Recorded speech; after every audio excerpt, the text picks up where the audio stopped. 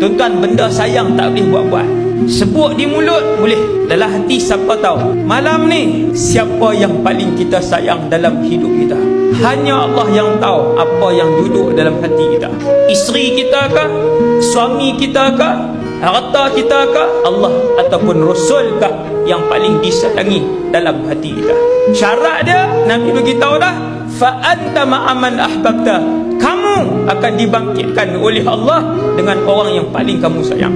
Kalau esok mati dalam malam ni Rasulullah adalah yang paling kita sayang, di mahsyar esok, di akhirat esok, tepi Nabi lah kita dibangkitkan oleh Allah.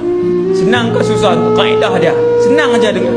Law ni tuan-tuan boleh set dalam diri masing-masing. Siapa yang paling kita sayang dalam hati kita? Tiap-tiap orang dia boleh bagi tahu diri dia sendiri benda apa yang paling dia sayang dalam hidup dia.